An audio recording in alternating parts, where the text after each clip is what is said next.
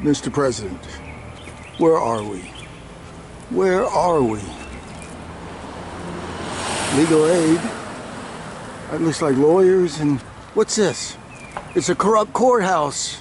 One of hundreds throughout our nation, corrupted by the lawyers and the judges who have gotten away with criminal conduct that your Justice Department has refused to do anything through the decades.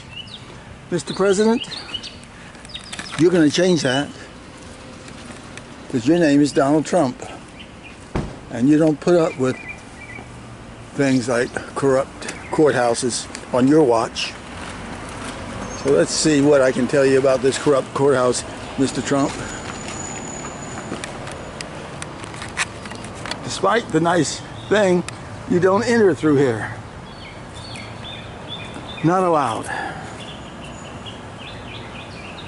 Just aren't supposed to be doing that. Not an entrance. It should be, but we're in a different world. So let me tell you about the world, Mr. Trump. The world is this.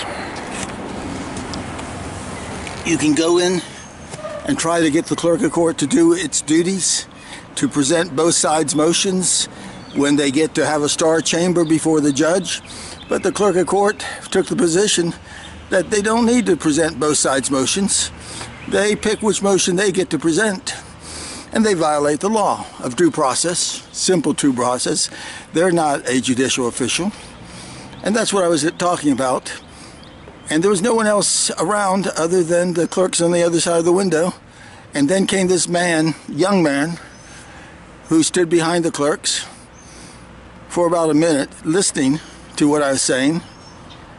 But then everyone stopped talking and were looking over my left shoulder. I turned and looked over my left shoulder, and in walked a big old county mountie, heavy man. And it turned out he's sweating bullets and bullets upon bullets. Really sick man, in more ways than one, Mr. President. So, what happened? Well, I immediately knew to leave. So, I said, I guess this isn't a good time for you. Got out of the window area, grabbed a hold of the door on the pull side and came around to the other side, to the outside part of the, Martha, to the outside of the door. I left you a gift. Okay, thank you. To the outside of the door.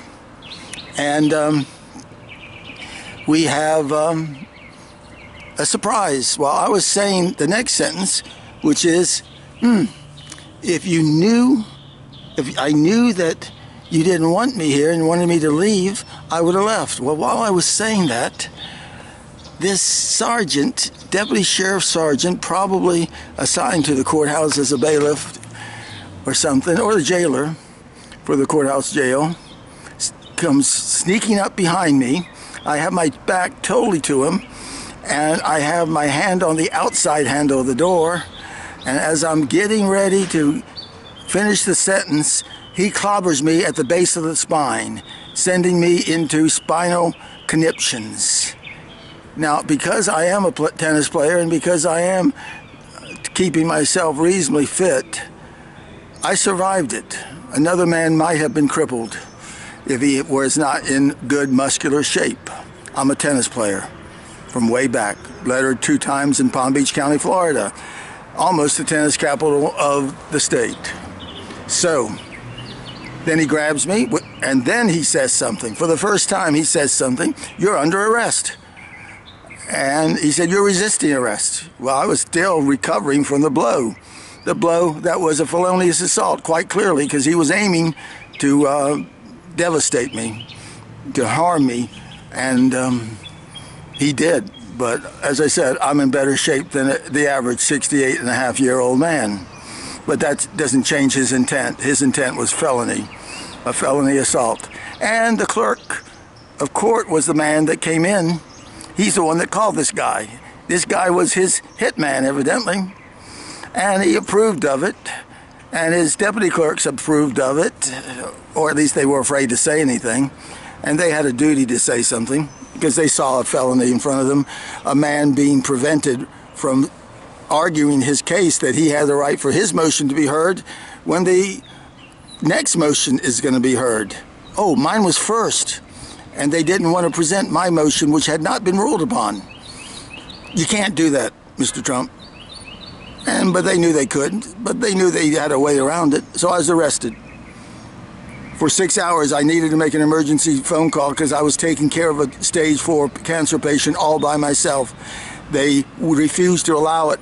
For 4 of the hours, I consistently asked what appeared to be where they had the TV camera, and asked and begged and pleaded the same sentence, that it was required by law. And it is. 3 hours is a real long time not to get a phone call when it's not emergency. I went 6 hours. 6 hours, Mr. President. Quite clearly, one guy wanted to give it to me, but he didn't know what the word was, and the word was he doesn't get any phone calls because he accused the sergeant of assaulting him. How could the sergeant have assaulted him? Because he wouldn't be assaulted by our sergeant. No, sir. Well, it's probably on camera. It was, at least. They've erased it. Probably, possibly. Mr. President, that shift commander that kept me from making the phone call for his entire shift, 6 hours, 5 hours, whatever was left of it, he committed a felony because my phone call was life or death, and I made it clear it was life or death. So I got the phone call eventually. Everybody was in bed, and I could get a hold of nobody.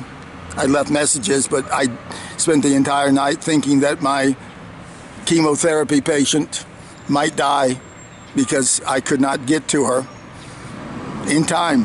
Had it been in 3 hours, it would have been before supper time. As it was after supper time, and all the people were in bed. So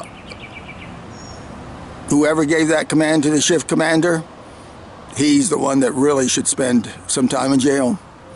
So what happened the next day? The next day they refused to give me the necessaries for me to sign their statement that I had been told all the necessaries.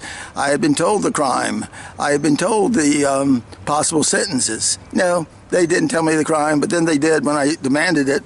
But they refused to tell me the possible sentences. And she said, you'll just have to speak to the judge. Well, turns out I didn't get a first appearance. Everyone else did, but I got to spend 3 hours waiting. I was not surprised. The woman needs to be removed. She's supposedly the liaison. She's a crook. You don't say that. You do what you're supposed to do. You tell him what he needs to know so it will be true, whatever you're forcing him to sign. So she's a bad apple. She's 50-year-old battle axe. She needs to be fired. Absolutely fired. Even if she is a doctor's wife, because she had a name that sounded like she was a doctor's wife. She needs to be fired. Others need to be prosecuted. So, what happened when they finally came? Well, they came and said, at 11:23, long after the first appearance was over, they said, get your stuff. I said, no, I still haven't had my first appearance. They said, get your stuff. So I did it. They pushed me through the hallways, led me back to the area where my clothes were. And they said, get your clothes on, you're free.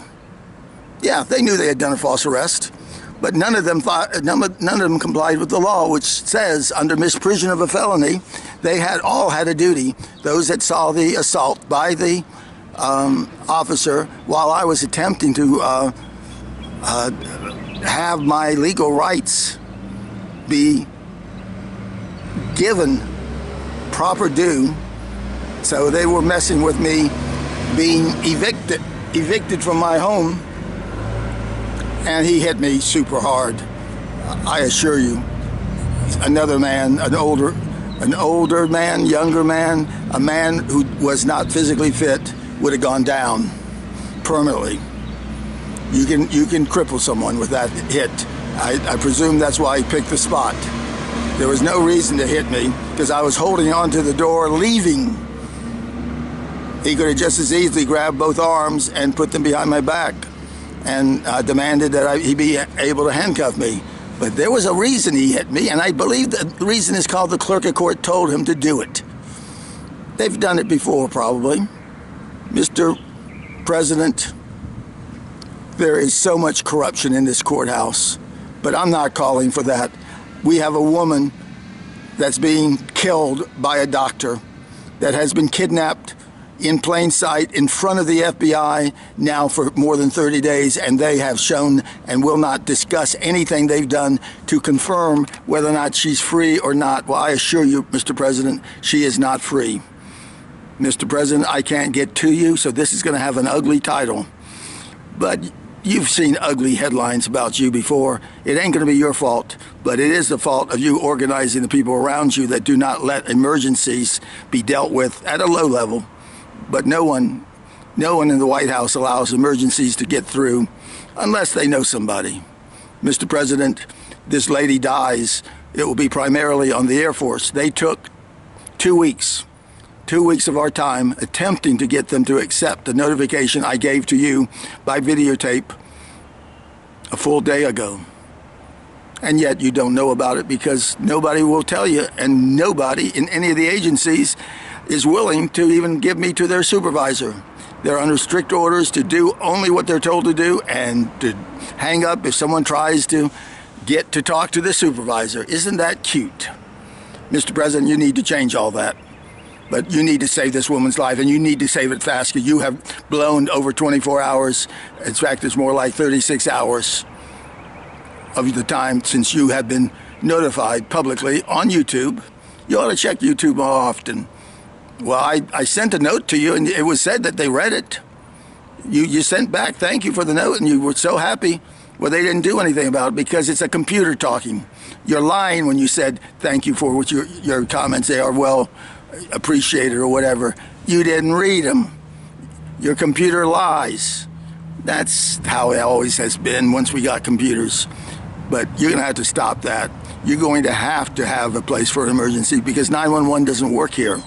The police department supervised the approval of the crowbar eviction of me from the home of the woman being killed. I was evicted by a crowbar and a police officer, and then I was beaten up by a sheriff. Do you really think I can go to either one of those organizations and expect them to do their job? Particularly since the sheriff did more crimes and the police have already excluded me from the police station when I attempted to report a police officer for 20 minutes. 5 of them excluded me from the police station 3 years ago. 4 years, almost 4 years now. We're a corrupt county, Mr. President. I want you to declare martial law or the equivalent of it and start catching all the bad people in this county. I hope you'll do it. There are lawyers here that are good, and there are probably lawyers here that are bad. There are some nice law offices up and down this street.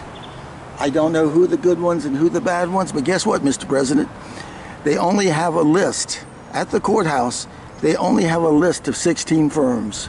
This is a very small little setup, and I can't help but believe most of them know something smelly's going on. I can tell you a good deal about what is smelly on just a limited amount of time here. I am not a member of the bar, North Carolina bar. I'm a lawyer with no country because my country has gone corrupt. Mr. President, you need a leader to go after the corruption, someone who actually cares. And there's a lot of lawyers throughout the nation slowly hitting on the corruption, but none here. They're as corrupt as could be because they know better than to face down a corrupt judge. Mr. President, save Henny Carlisle. Look at the videotapes that I have the link to or have the name of the title, 18 U.S.C. 4, notification to the Commander-in-Chief, Donald J. Trump. Urgent, life is in jeopardy. You get to it, Mr. President. You get to it.